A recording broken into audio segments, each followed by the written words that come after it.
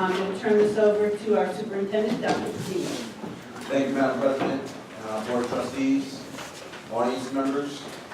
Tonight we have several presentations under my section, and we are going to start with Heritage Middle School.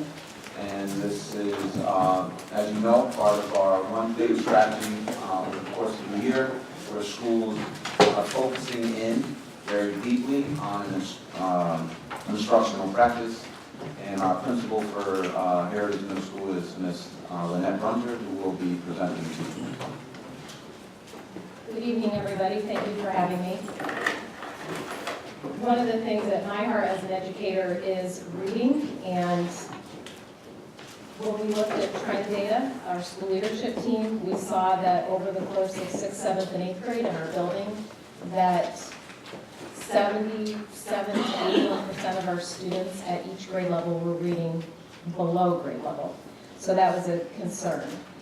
We are focusing on all our grade levels, but specifically with 6th grade, because we were able to make some changes in working with the team to talk about how we could be really effective with that incoming group of students for this year. Our goal was the areas that were a weakness were comprehension and vocabulary specifically, which are 2 of the 5 pillars that are required to be a good reader. Our goal was that we would improve our students that are progressing toward greater comprehension over the course of the year, that 85% would be making progress according to our iReady program.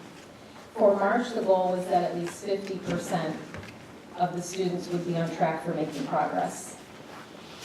That's just a picture of one of our students. One of the things that we also added for fun during the day is on half days we have literacy escapes where we have students engaged in different activities and a theme and silent reading. What we first started with was having teachers in 6th grade, we put together with them a block schedule so that they every other day have 86 minutes of their core content areas. We also built in every other day that they have a guided reading block for 43 minutes. The guided reading block is focused on key strategies and skills that they need to work on to become stronger readers. And they also have embedded into their daily schedule time for students to work on iReady for math and reading. In going in to visit the classrooms, once the structure was put in place for the guided reading, in the beginning of the year, from September to October, we were on track with our teachers working toward following that practice consistently. I'm excited to share that from November through February for walkthroughs, we can say that 100% of our 6th grade teachers are on track following a guided reading structure daily at different varying fidelity levels, but it is happening and the students are learning, as you will see, and progressing. Our goal was 50% by March of our students would be on track, making progress. At this point, 74% of the students are making progress adequately according to iReady and what that program has projected for them. The other exciting thing is that at the beginning of the year, 24% of our 6th graders were at or above reading level, and at the middle of the year benchmark on iReady, we had a 6% increase so that now 30% of our 6th grade students are reading at or above reading level. Some of the issues or concerns that we had or barriers is our technology and making sure that we have enough technology provided to the 6th grade students and teachers so that the students can practice regularly and we can really track progress monitoring through iReady. And I'm sure that the number is higher than I just shared with you because we did not have 99% of our students tested in the middle of the year due to some technicalities and quite a few students being out during the testing window due to the flu and different things like that. So our goal is to increase that and make sure that we have extra plans in place that are proactive to make sure that for the end of the year that 100% of our students in all grades, especially 6th grade, are tested for that end of the year. And I just want to close with a couple pictures of our students from our last literacy escape. We always encourage them to dress comfortably. These are some of our 6th grade students. The last theme was the goodness of humanity, which really tied in beautifully with some of the things that have been going on in the world recently. That was a lucky fluke for us. But students also were asked during part of it to write a letter to somebody who had impacted their life. And so I just want to close with one of our teachers who received 2 letters from students about the positive difference she had made in their life. So we're really happy and excited to share with you the growth that we're making. The reading for students at or above grade level is so important. And so thank you for your time and sharing our successes with us. Board members, any questions or comments? Yes. What are the technological needs at your school? Well, right now, what we did is we have 3 computer laptops or Chromebooks. So it's about 90 right now. And those we have to share among the 950 students. So this year, our focus right now has been on the grade 6, have all the 3 teams having access to the computers regularly so that they can use the system and the iReady, because that is what tracks their progress and helps us to keep them really focused on track. Go ahead, Mr. Stern. And if you had all the devices that you need, does the Wi-Fi in that building still function at 100%? It functions better now. It's not always 100%, but our technicians do a good job at taking care of any issues that we have as they occur. They're really hands-on with that. So once we can have more technology, we'll have the opportunity for 7th and 8th grade students too to have the iReady embedded into their daily schedule as well. Any other questions or comments? I'd like to say I love the guided reading in grade 6. I think it's a bold move. I really think it's going to help you address 7th and 8th grade in the future years. So thank you. Thank you. Anybody else? Comments, questions? Thank you, Ms. Brunder. Welcome. All right, our next one-thing presentation is for Temple Hill Academy, and the principal of Temple Hill is Mr. Luis Lopez. Thank you for having me, everyone. Appreciate it. Our one thing at Temple Hill Academy was to increase the writing performance of our 5th grade students by 85% in June. For March, our goal was to hit 65%. We chose this as a one-thing goal because our 3rd grade, 4th grade, 6th, 7th, and 8th grade students were performing fairly well on state exams, both on the multiple choice part and the writing portion. But for 4 of the 5 years, the data showed that our 5th grade students were lagging behind the other grade levels. So we focused on 5th grade to try our best to have our 5th grade keep up with the other grade levels in writing and on the multiple choice.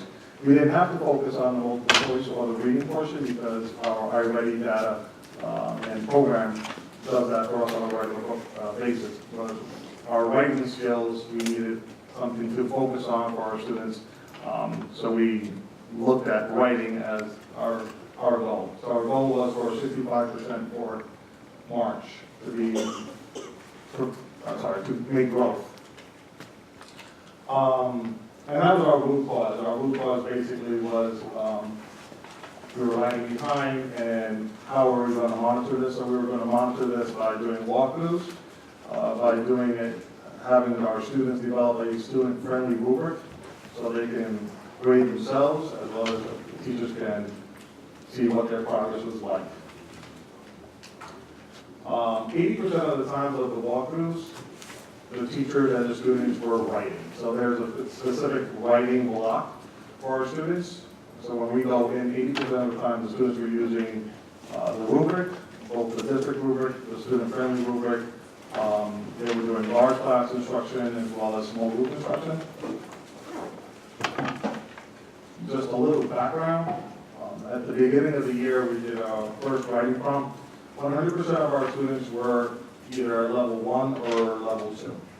So we need that sort of baseline data to see what our growth is going to be. So 100% of our students on our first writing prompt was level 1, level 2, 45 and 55 respectively. That's a sample of our writing rubric for the students. One thing that you should consider is, this was developed by the students. So the students work in small groups, they came up with their own terminology. They developed this. This took a good week or so to really make it look as the way it does now. And this is generally what they do when they do peer editing.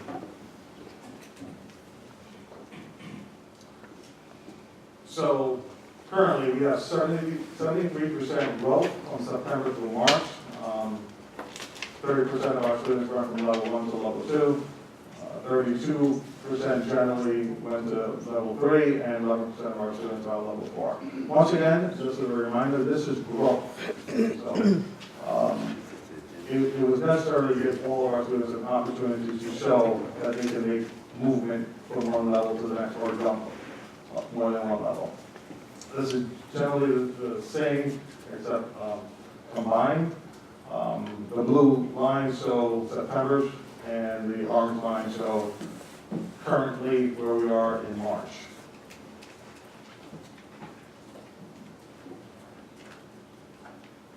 In terms of writing proficiency, so these are strictly levels 3s and 4s.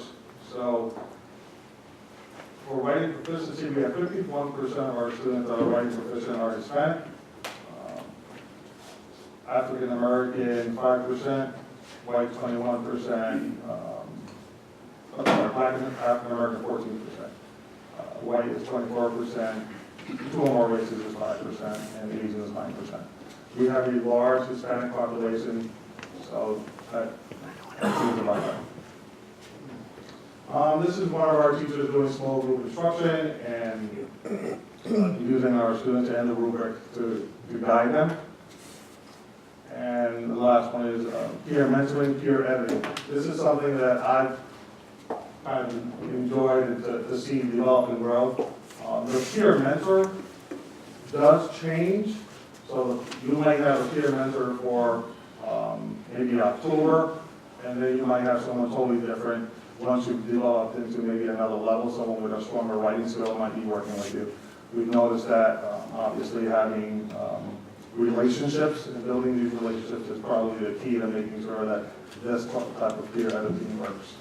But once again, we did reach our goal of 73% so far in March. Questions or comments, board members? Thank you, Mr. Lopez. Thank you. Thank you, Mr. Lopez, and again, thank you, Ms. Brunder. So board members and audience members, I think pretty much for the rest of the academic school year, you'll be hearing from more and more principals at every board meeting, so that way you have an opportunity to hear from each person. So I'm going to move forward, and so the next item under my section is item 2.2, and that is an update on my goal for the school year, which is dealing with an equity focus. So everyone sees it up here on the screens. And so what I'd like to start with is just to recap what our board and what our district have been committing to over the last several years. And I want to start by just telling you a quick story. So every year I go to the National Superintendent Conference. So superintendents from predominantly across the country, and some international superintendents come in. For the past 2 years, I have either presented on work that we're doing as a district or have been asked to sit on a panel to talk about the work that we're doing. I go to this particular conference because, one, it's an opportunity to collaborate with other people who are in the role and leading similar, smaller or bigger districts. It's often a good gauge for me to see what kind of footprint we're leaving. And so I walked in on a particular session that had to do with equity. And they didn't know who I was. I went and sat in the back. I grabbed a couple of materials, but as they were presenting, they had highlighted the equity work that we were doing in the district. And so I share that because I think it's important to give you a little kudos, right? And so for us to begin to have a footprint in this particular area, this is not an easy area to work in. When you're talking about equity and access, It's actually really difficult for superintendents and for boards to really tackle this work. Not only have you established this as a goal for yourself, but my goal is aligned to yours. We created a department, a division of equity and access. We hired an executive director to support the district in leading that work. We're now looking at an equity report card to really help capture exactly what it is in terms of baselines and areas of growth as it pertains to this very, very important area. And then last week when we met, I gave you an overview of fair student funding formula that the district is considering. All of that is very progressive work. And this board has approved an equity policy. Other districts, other boards of education in the state are looking to this district because of that. It's not something other places have. And so in many respects, you are trailblazing this particular field. And so tonight, what we're going to do is we're going to share with you a draft. Again, keep in mind that at this point in the year, it's merely just to give you an update. Later in the spring, as you see in the goal, we're going to be presenting final drafts of things. And so last week I gave you an overview of the Fair Student Funding Formula. What's important with that is that that is all about equity. That entire formula deals with how we will allocate resources and why. The state just approved the ESSA plan, which now are going to hold districts accountable for how they're allocating resources based on equity.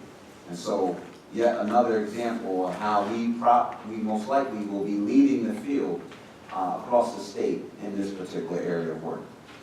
And so, John, if you could do me a favor, just pull up the Fair Student Funding template. We're not going to spend a lot of time on it because tonight is really about the equity report card. But for our audience members, just because I want to make sure you see the alignment and how this ties in.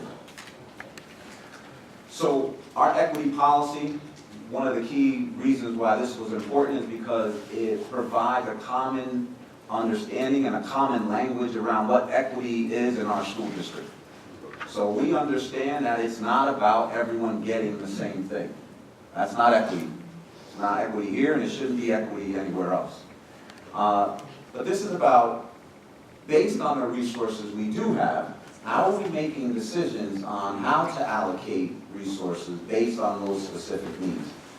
And that's very intentional what I just said. Because we don't have a blank check.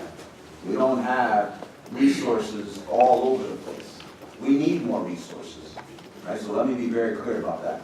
But what we do have, we need to be very intentional and strategic about how we allocate those resources. And so here you see the breakdown at this early stage of the categories for how allocations will be administered. So again, you have the foundation category, and right now we're saying every school will get an additional $12,000. Then we have grade-based allocations. So elementary, middle, and secondary. And then there are rates for each of those, as you can see. We're allocating for this upcoming school year a little bit more for middle school. You've heard the data, we presented it to you. Middle schools have to be a focus, and so we're allocating more there. Then you have a needs-based allocation, right? So if you are a child in the school district who speaks a language other than English, you need a little extra support. If you're an exceptional learner in our school district, you need a extra support, and then you can see that those needs are even broken down by grade bands. And then the last category is enhanced. So very quickly, students in K-2, that's because as a district we're committed to building a strong foundation in the primary years. This board has been very supportive and really charged us with making sure we're continuing to make that a focus, and so here's just another example. But we have to account for poverty rate. We have to ensure that schools are staying in good standing and providing additional resources to those specific schools.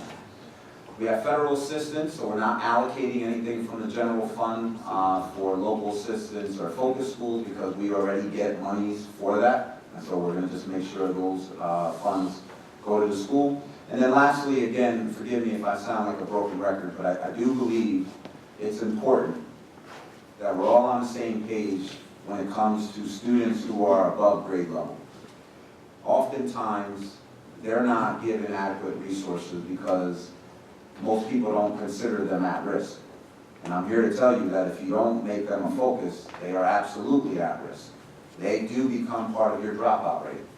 It's not just the child who has struggled academically their whole academic career.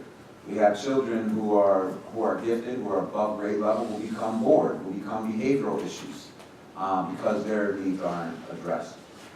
So that's the Fair Student Funding formula that we're drafting at this point with these specific categories that aligns to the equity focus of the district. John, if you could pull up the report card, please.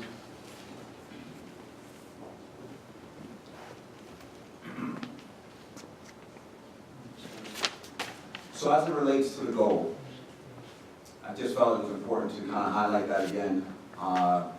And I just want to say that, you know, the kind of work that we're undertaking is not easy work. It's actually a lot of heavy lifting. And it's a lot of heavy lifting to really get people to conceptually get their heads around, you know, so what is equity and access? And how does that filter into everything we do? How do we make sure it's our mental model when we make decisions and consider things for the district?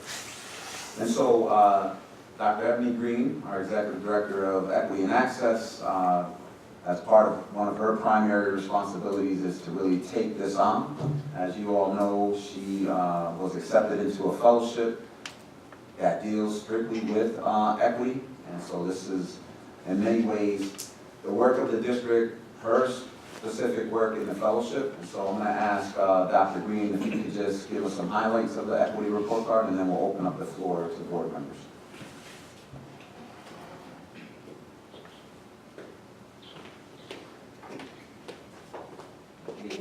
President, Board of Education, Dr. Badia.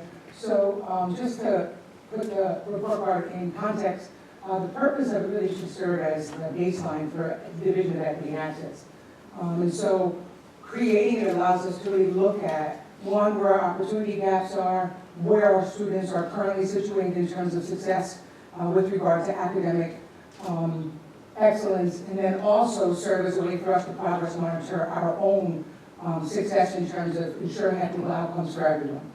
So with the report card, what essentially is just a report out of the state in terms of our subpopulations, but it captures all of our students.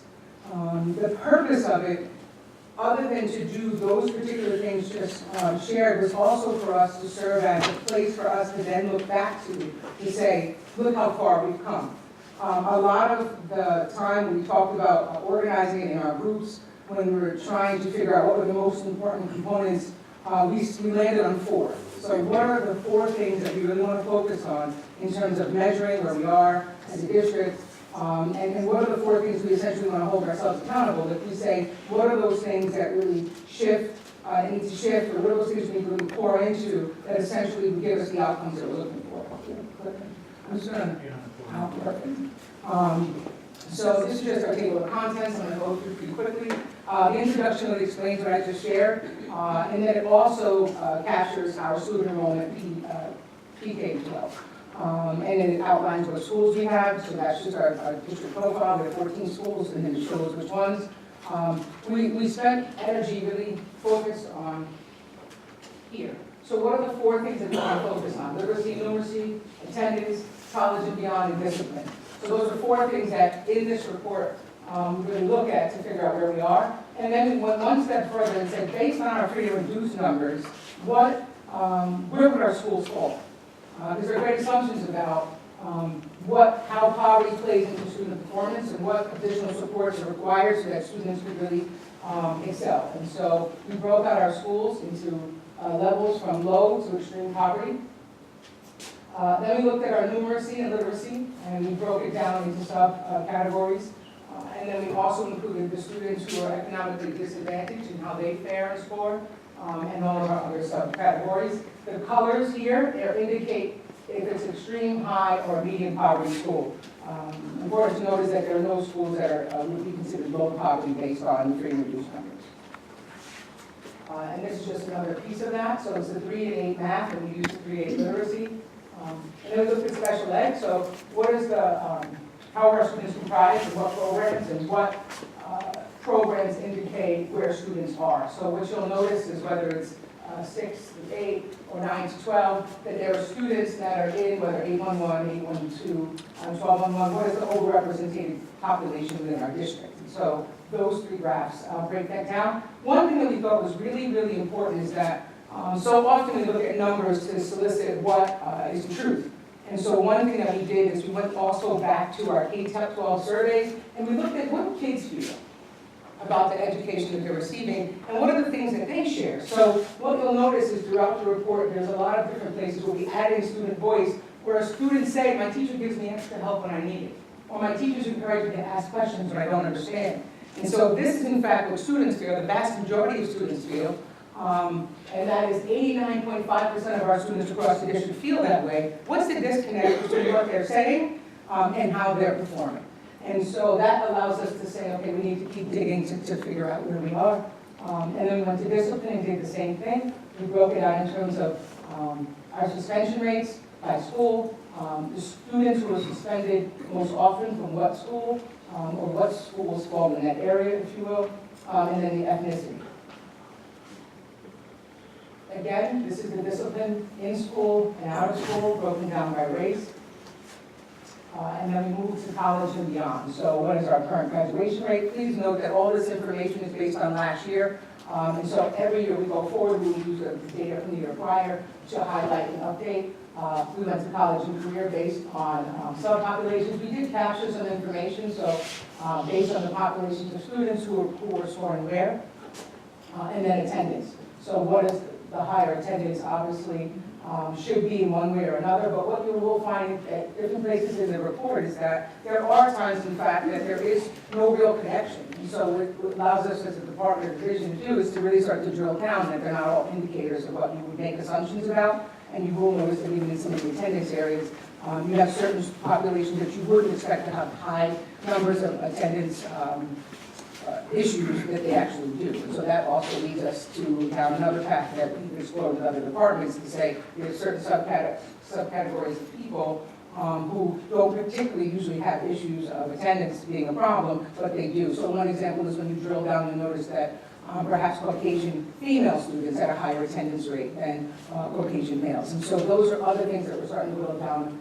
as well. And then this just also, what's next? So this we thought was important, and we will, by the time this is presented again, this will probably be a full page of just some trends that we started to look at, because we know that you're investing in the different pieces in terms of equity and social emotional supports, and so what is the impact of that? And so what we're able to capture so far, which is really a superfluous view, was that in 2016, 55% of secondary students said they've seen someone being bullied or threatened, and then in 2017, the number went to 40%. So 15% less students across the district has reported that, which indicates that the supports that are currently being poured into the schools with regard to social emotional support, building capacity of our students, is decreasing the amount of incidents that students are being exposed to, reviewing, or seeing. And it's the same thing with 2016, 17% of elementary students reported that they did enough to eat in school. They're hungry. And hunger, as many of us know, is an indicator that when students are hungry, it's hard for them to focus and engage.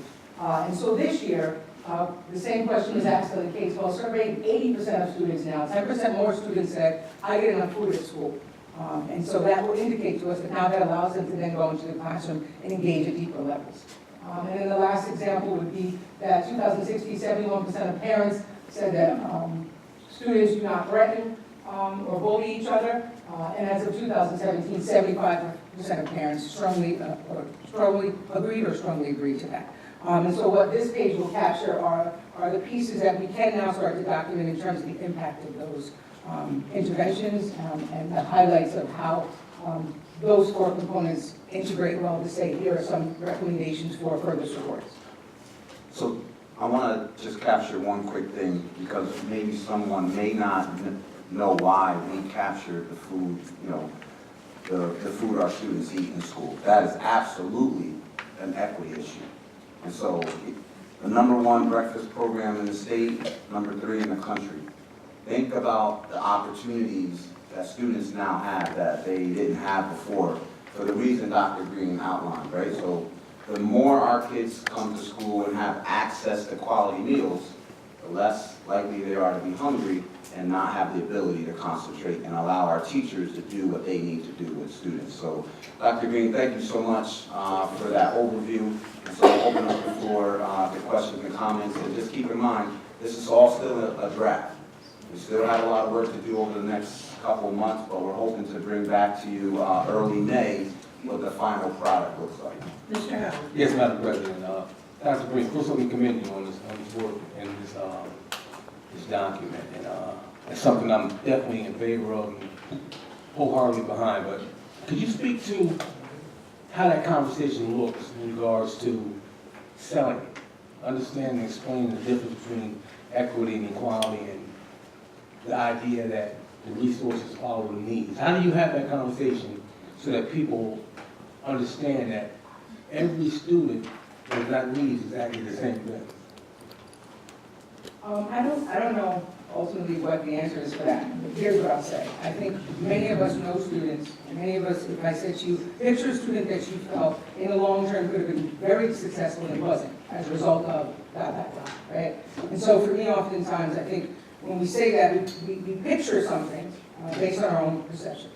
I think the other piece of that, and it's not about selling it, is the idea when Dr. Villa speaks to gifted and talented students, and you see, you're looking at a student's record, and the student receives really high marks, and then about 10th grade, the student takes a dip, and by 12th grade, they're no longer there, they're no longer in honors. I mean, it speaks to, that's a need, right? And so I think part of it is just being honest in the sense to say, okay, here's where we are, right? And making sure that we take into account all of those students that could be at risk. There's no particular group that you put in that category, and the goal is to create the flexibility in the system that based on the needs, that's how it will shift. I think the misnomer is that those needs are prescribed and that there's no flexibility in who those indicators then direct resources to. So absolutely, there are certain types of students that will need additional support. Students with exceptional learners need additional support. ELL students need additional supports. But there are also a host of other students that absolutely need additional supports. So whether that's enrichment or intervention, on either side of that, that's our obligation in terms of providing equitable outcomes for all students. I think the concern comes in when we say equity, the child that pops in your head and what that child looks like. Which I think is really about a mindset shift and building capacity for us to really understand that equity is to serve all students, not a particular group. And if it's actually equitable, we don't even have to debate which student deserves what, right? So let me also respond to that by saying that this cannot be championed by just a few people, right? And so this entire board, we all have to speak the same language. We all have to have talking points that when we make decisions, that we have an equity and access lens when we make those decisions. And so when someone pushes back and says, well, that doesn't seem right, why did you do this?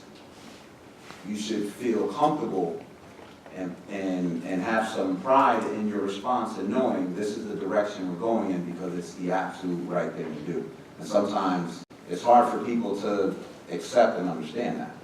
And so maybe part of that, I wouldn't call it selling, but I know what you mean, but it's collectively our entire district understanding and communicating out. And so when we met with the principals on Monday, all the administrators, we talked about this, right? And so when some schools get a little bit more than another school, I think there's a natural reaction to feel slighted in some way.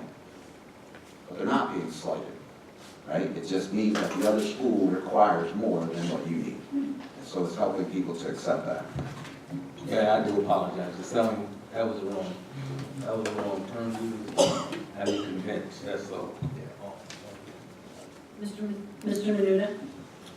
I just want to take a moment to commend you, Dr. Green, and Dr. Diaz. This is the type of thing, this is the type of innovative thinking. This is why Newburgh Schools is a leader in our community, and I will say that because I'm very proud of it. I'm proud of everybody on this board who's done this work and all the other facets of work that we've done. This is just a shining example as to why we do what we do. And I have to say, I'm really proud of all the work that everybody's put into this. Any other questions? Mr. Walker? I would just like to commend you as well and also say that I've always believed that every child blossoms at a different time. Every child has a different need, and I see this report not only reflecting that idea, but developing it and pushing it. And that's what we have to do more of, to see our children as individuals first, and as people, and not clients or whatever the term may be. So just thank you so much. Mr. Sternard? Will any of this data and the fair funding be used in the selection process at the middle school level? Just wondering how that would affect it. Can you say more about what you mean by selection Well, process? When a family or a student chooses a specific middle school, will any of the data that's presented in these reports be used to guide who selects, for the different middle schools, or any of those type of decisions? Or is it just a pure lottery? Yeah, I'll say, and if Mr. Forger wants to respond. Right now, the middle school lottery is, it doesn't need to be a separate component, but in terms of equity and access, whoever goes to those schools, any one of our 6 through 8 grades, will allocate resources based on who ultimately goes to those settings. So it's not going to have any effect on the choices of the parents or the students. It will just be after the students are, you pick for this school, then the funding is appropriate. Yes, It's not going to say, oh, we don't have enough, level 3s and 4 or level 4s. We're going to make sure that we balance it out so each school has similar numbers. No, that is not part of the equity plan at this moment. But I think you raised an important question, and so that's why every year we'll have to revisit the formula, because perhaps one year you got an additional, I'll make this up, $20,000. Next year, if your demographics change, you may get less. So it's year to year. Mr. Forger, anything you want to add? Yeah, so I can speak to the lottery. The lottery is weighted, and it is weighted based on student performance. We take into account their performance on state assessments. We take into account attendance. We take into account a variety of different indicators. It's not just a straight run lottery of who wants choice number 1, number 2. It is weighted based on those particular indicators. Has it been aligned more closely to this at this point? No, but I think that's a really good idea for us to consider as we move forward. But I don't want you to think that the lottery is just first choice, second choice. There are ways so that we balance out the populations that we put in South versus Heritage, and that's been done for the past 2 years.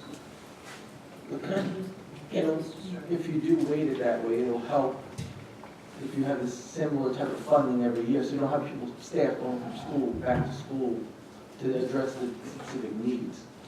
Yeah, and I want to be clear, the Fair Student Funding Formula piece predominantly will be additional resources. The one area as it pertains to personnel is something that we're still working on. And it's not, you're not going to see in this first year a dramatic shift in personnel going across the district to various schools. We will look at a particular subset of personnel that provide services to students and make some decisions there. I'm hoping that when we present back in May, you'll see what that is. Thank you, Dr. Green. You want to continue? Oh, excuse me, Mr. Johnston has a comment or question. Thank you. Just a question.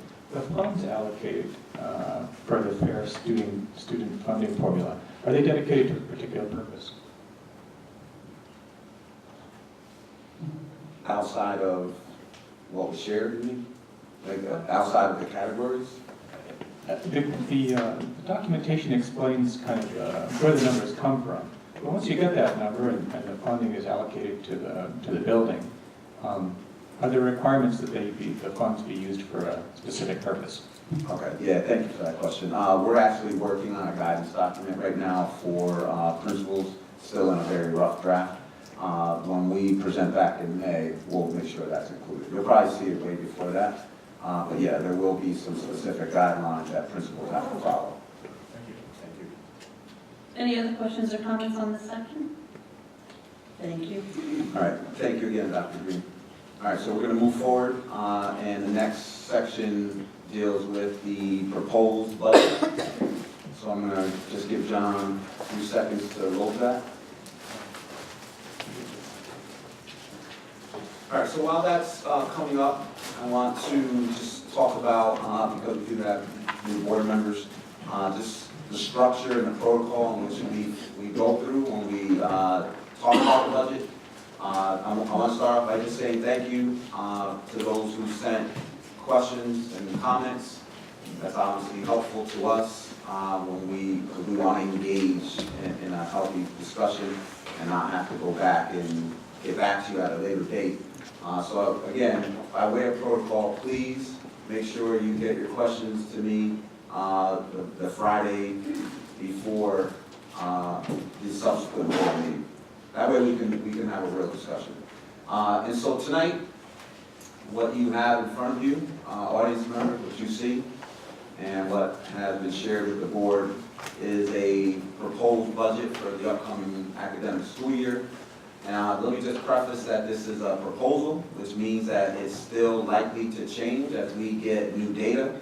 We're hoping that the state finalizes their budget, and by finalizing that budget, we'll have finalized numbers to then know if in fact the district will receive any additional aid or not.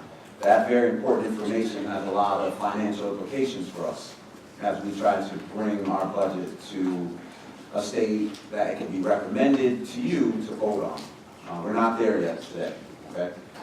So what you have in front of you is our best thinking and ideas at this stage.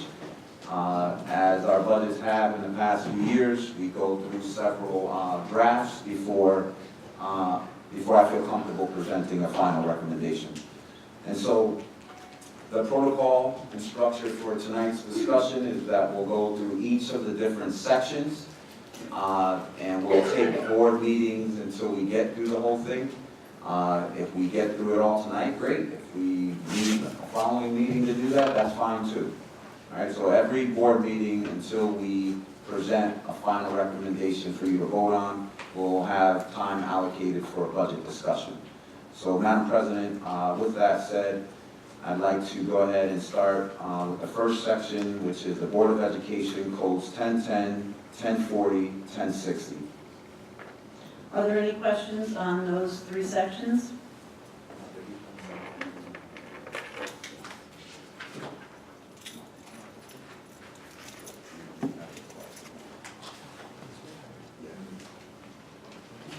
So, Madam President made a request to have an explanation regarding some of the lines, so this is coming around now. Mr. McCoy is passing it out. The request was around lines that had a 10% increase or decrease to have a explanation, and so that explanation is coming around to you all now. So you have that.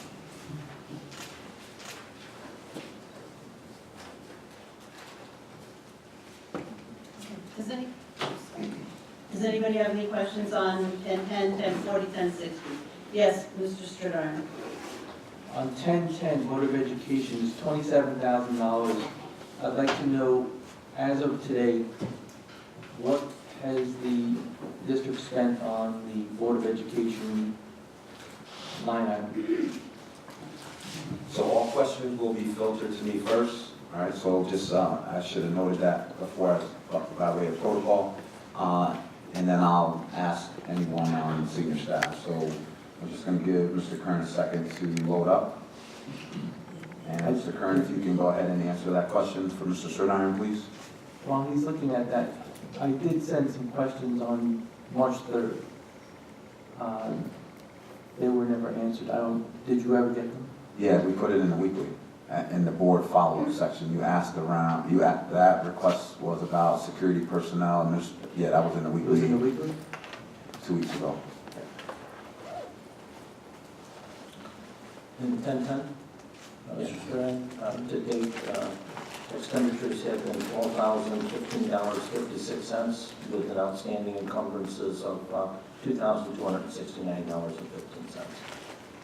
So that's about $15,000.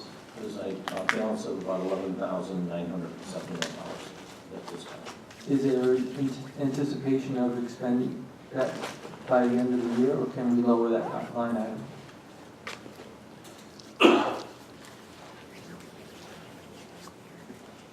It's, I'll ask Madam President to kind of survey the board on that question, because it really pertains to what you guys want to do. But before you do that, I just want to share that I've been a strong proponent of board members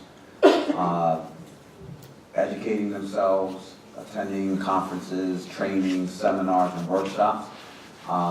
It is considered a best practice. I've gone to places and have seen other board members from across the state attending things, so that way they're knowledgeable about what's happening across the state, and I highly encourage our board to do the same. So I'm going to ask everybody how they feel about decreasing that line item. I think that line item has been there so that people can attend NISBA, they can attend other conferences, and there are things that you can do online, video things and video conferences that NISBA does hold that helps us to understand the new laws and new things that come down the pike that we really need to keep current on. So, Mr. Menuda, do you have a feeling on reducing that? I think we'll keep it as it is. I've attended some of these conferences. I know some of the other board members have.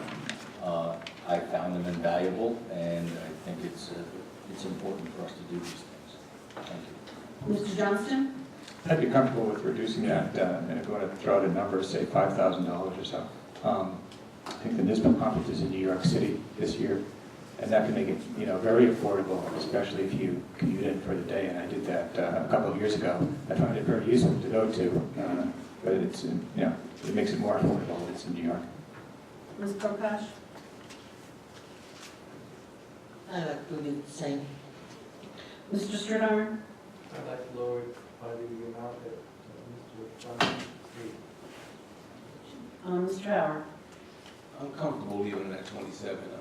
I guess, as Joe said, Mr. Menuda, it's very important for the professional development of our board. And I do believe that amount is based on only not everyone took advantage of going and using that money. That's why it's that low. Am I correct in assuming that, Mr. Carter? Okay, so if everybody did use it or more used it, that would be a good number for 20. So I'm inclined to stay where it is. Thank you. Mr. Walker? I'm comfortable with the amount, I'm comfortable with the amount right now.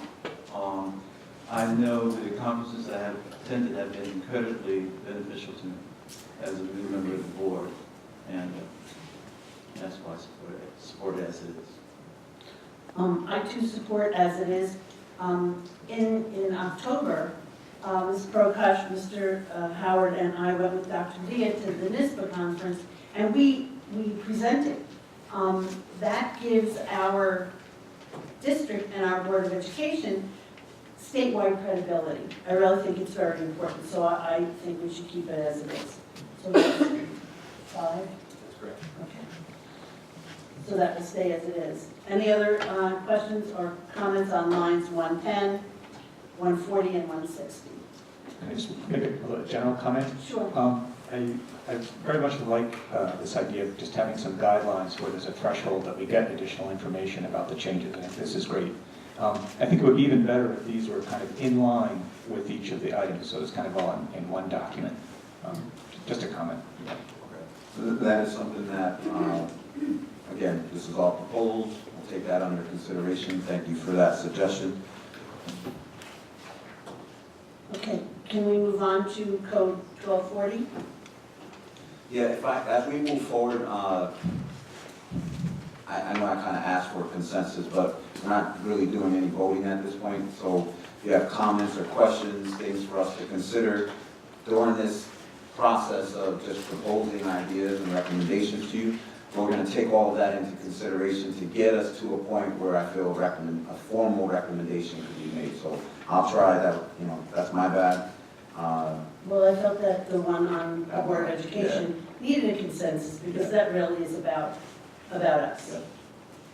Okay, so, 1240, Chief School Administrator. And there's a comment on that one on the little sheet of paper that Mr. McCoy just handed out. So does anybody have any questions on that 1240? Yes, sir. How is it different than what we're doing this year? Who's doing the hearings this year? Mr. Forte. Currently, Mr. Ramjunk is conducting the hearings, and at this time, he is training the proposed contracted hearing officers at this current time. But as we move forward with the capital project, that will be an overwhelming task for him to accomplish both of those particular pieces. Prior to that, it was assigned to the registration department.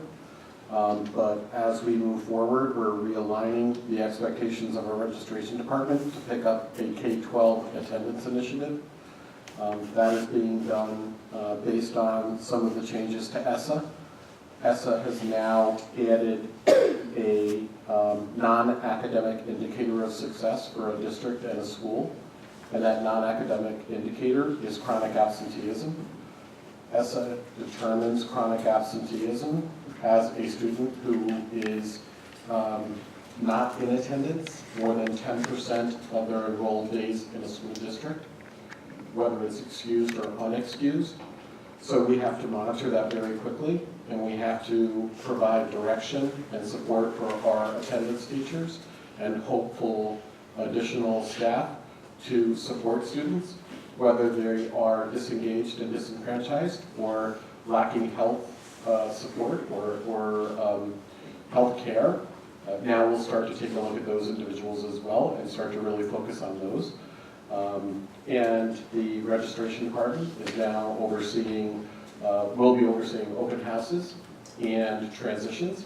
So the 5th to 6th grade transitions that we've done in the past, registration will now oversee that and coordinate the summer camp for those students and really get involved in knowing our students and the patterns of enrollment and the trends. So we're going very deep with the registration department. And the other thing is that since registration falls under my responsibility, the supervisor of the registration department will now be performing school reviews so that we, in my department, which is called PASS, will have all of the staff needed in order to conduct those reviews.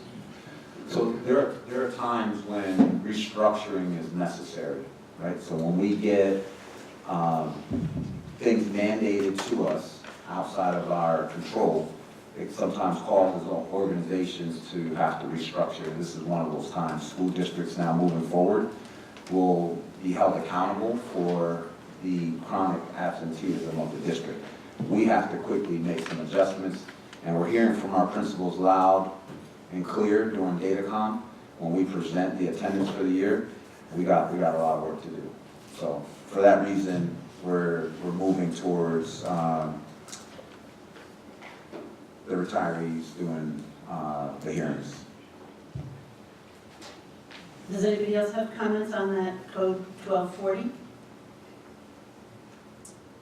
Let's move on to codes 1310, 20, 25, 30, and 45. And please note that 1310 has a comment on the sheet.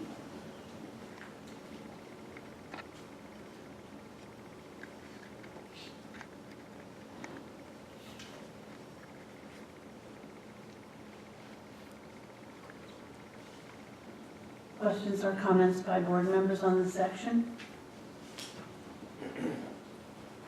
Yes, Mr. Stradine. Just as a general comment on this whole section and in the schools as well, I've been hearing for years that we keep adding more tasks to clerical and not, you lose clerical and add more tasks onto other clericals. Do you find that the clerical staff that we have in our district is adequate for the amount of work that they receive?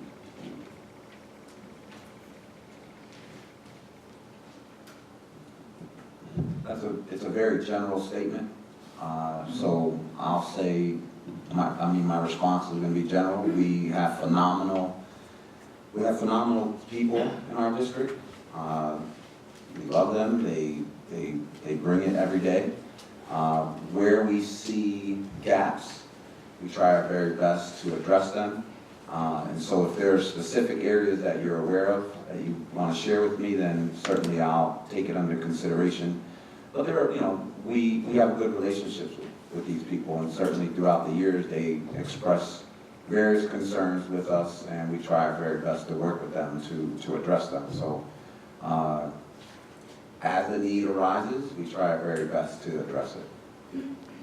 Yes, Mr. Stradar. Just like you, in a classroom, if you have a certain number of students, you have to have a certain number of staff.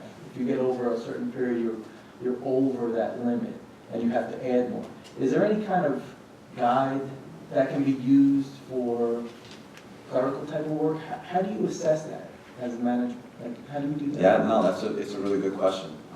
It may result in us considering some kind of formula to quantify that.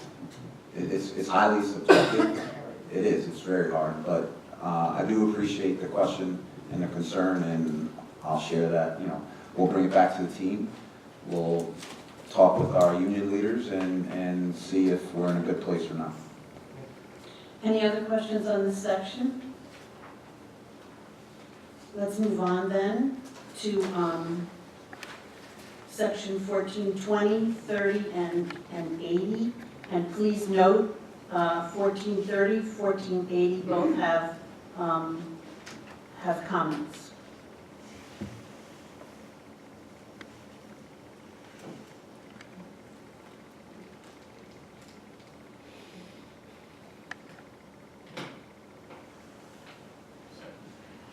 Yes, Mr. Johnson, I'm sorry. Just a question, line 1430, does that involve the addition of personnel, that change?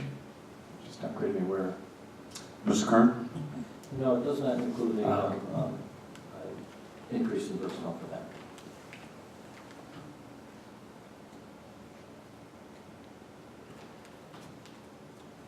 So could we get a little more information on the change then? It seems like, 16%. The increase there is the new software that we're putting in for school front, for the automation of, and the retention of records in HR. Great, thank you. Yep. Question on the same subject, is that a perpetual cost that's going to be incurred annually or a one-time cost? There's some upfront costs on it. It is perpetual going forward, but the cost goes down after we get past the initial year and a half of setting it up. Any other questions or comments on that section? Let's move on to 1620, 21, 70, and 80. And please note that 1680 has comment.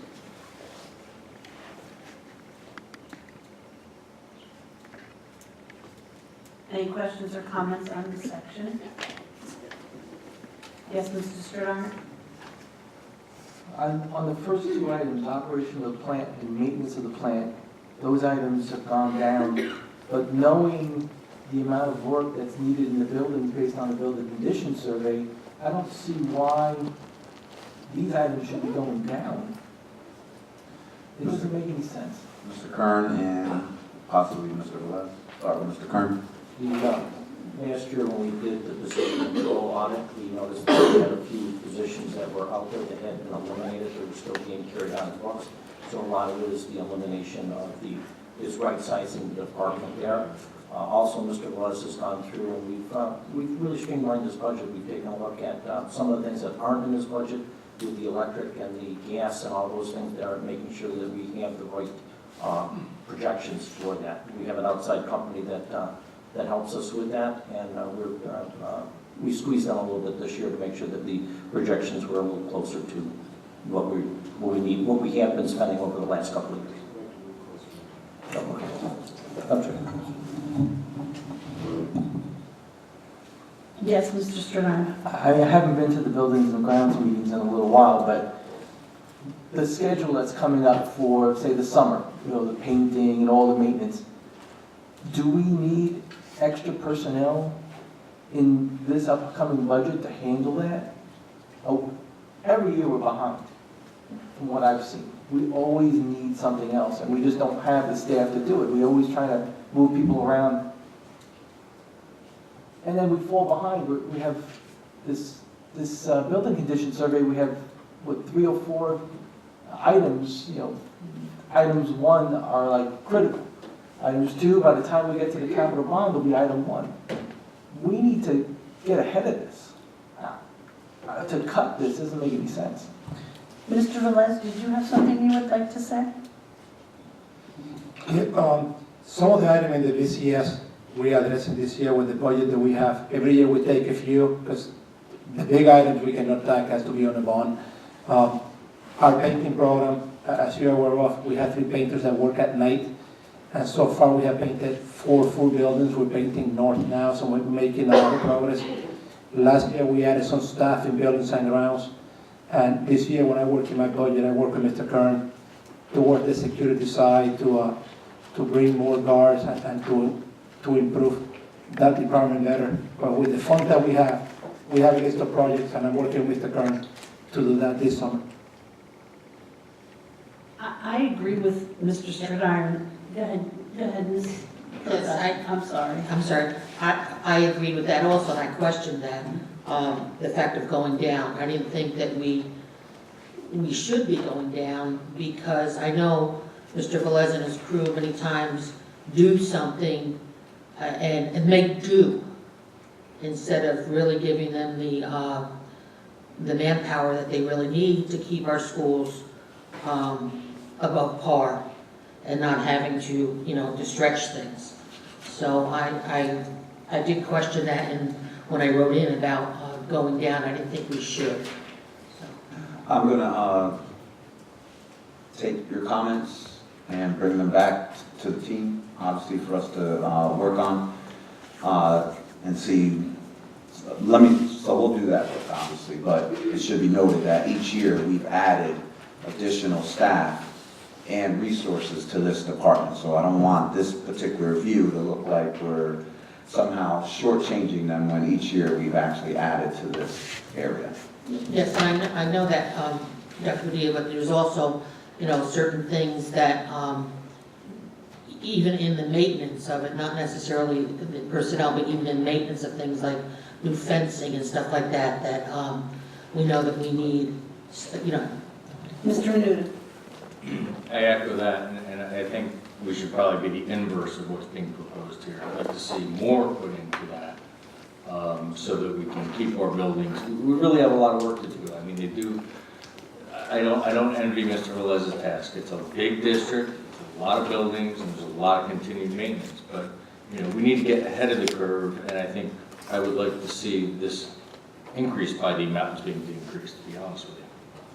Go ahead, Mr. Stern. I would have to say, though, during the walkthroughs, the buildings have looked the best that they've ever looked. And that's no doubt. So the work's getting done, but we have more work to get done. So I would just like to see it increase. Well, I've been here a really long time, as well as Ms. Prakash. We've been here a long time, and we've seen custodial staff being at its high number, and we're still not up to even half of the number that we had of staff before. I think when you talk about having the number of students and the number of staff we have in our buildings every single day, we have to make sure that our buildings are clean and safe and healthy for those people that we put in those buildings every day. So I give kudos to Mr. Velez and his staff, because they really work hard, but I think we need to help them to work better to make our schools really clean and safe. Thank you for your comments. Go ahead. On 1670, does that include the inventory that we were going to have for the supplies coming into the warehouse, into Chestnut? Does that include the supplies that we, that The we're? inventory system, remember we had some kind of a system that we were gonna implement? Mr. Kern? The software for the inventory system is in a separate code in the 1680 code. The 1670 code is pretty much the printing for the district and postage. Okay, so 1680, 1680, the software is in there, yes. so it's being implemented and is it fully operational? It's being implemented, and I don't believe it's fully operational. It's still a work in progress. We do have access to everything now that we know what's in inventory and where it is in inventory. It's called central receiving, I think you were talking about. Is that fully operational, Mr. Kearns? Central receiving is, we do have a full-time person down there, and we've been bringing all our tech items in through there, and anything that we need to store our paper and the paper products that go out to the districts, the toilet paper, the paper towels and things like that. The paper that itself is for the printing for the schools are shipped directly to the schools. I remember when we were talking about this at Buildings and Grounds that we didn't know if one person was gonna be enough for that. Is one person enough for that? Mr. Velez? Right now, the person. Right now, the person. The person that we have in the warehouse is receiving all the stuff and sending it out. We also have a second person that does the deliveries. So when we get big delivery, he works with him in the warehouse. So the second person is not assigned to the warehouse full time. He reports that in the morning, and we check what's going to go to each building. So if you want to put it as a FTEs, it's a 1.5 person there now. That's enough. For now. Yes. Any other questions or comments on this section? Yes. Go ahead, Mr. Menuda. So the 1680, again, I'm going to ask the same question. Is that a perpetual or one-time cost? For which I think 1680, we have 411,613 as an increase, right? So this states that it's going to software, internet connection, human resource needs, et cetera.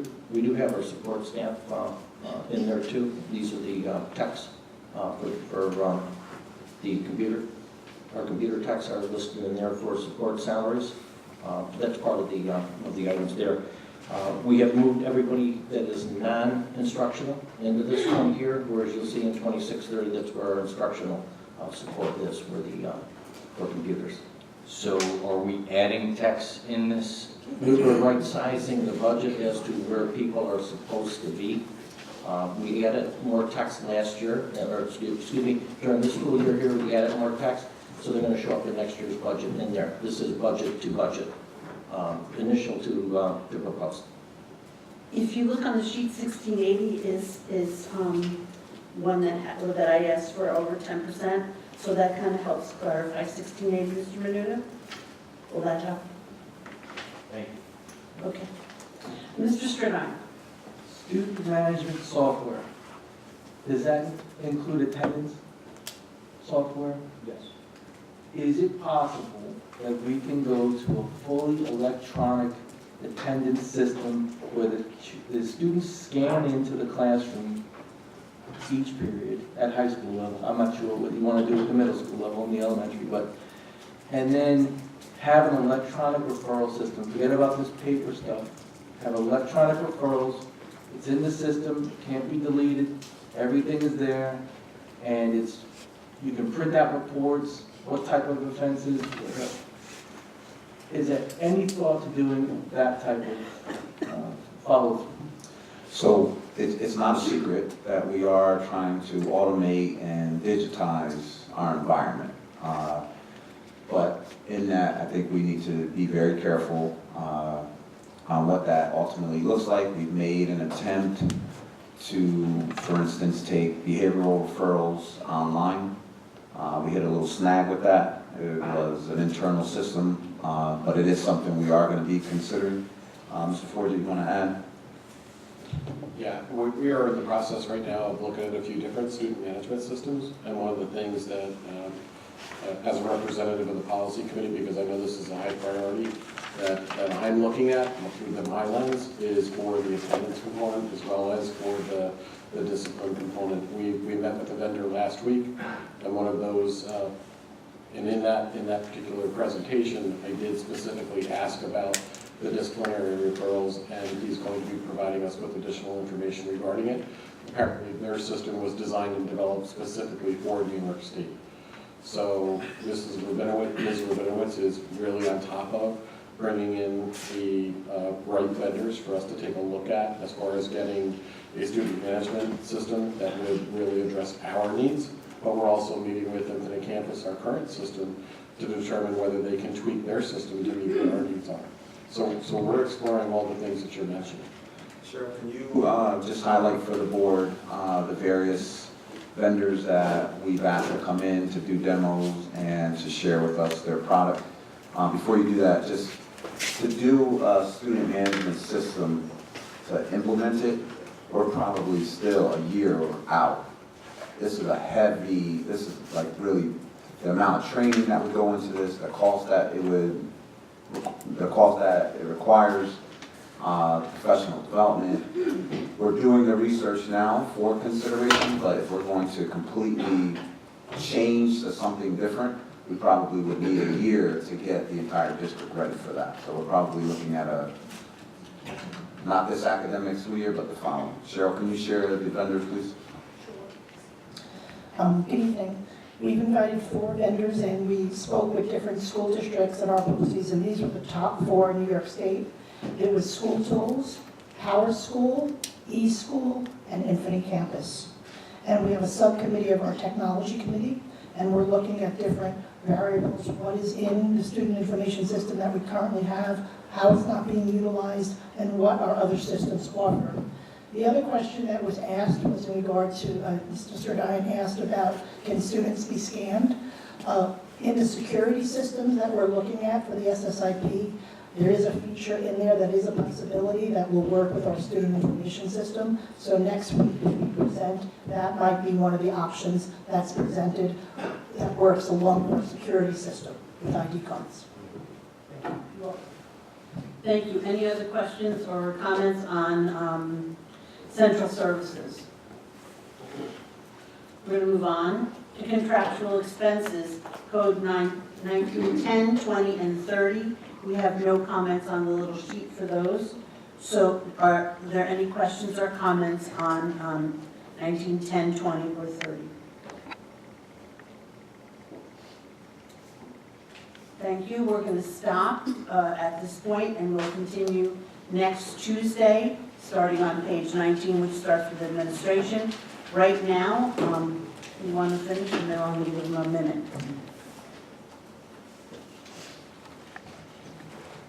All right, so thank you to all of you. Next Tuesday, we will go ahead and finish out the rest of the booklet, so at least you can kind of get a sense of timing and what will be covered. Again, I urge you to please get your questions and comments to me prior. It's our hope next week to go through the rest of this particular budget. We're going to gather all the information from tonight and from next Tuesday, and then in subsequent meetings, I'll come back and present a formal recommendation to you. So, Madam President, that concludes my items for this evening. Thank you, Dr. Padilla. We're going to take a Mineo minute right now. I think everybody needs to stand. Take 2 minutes and then come right on back.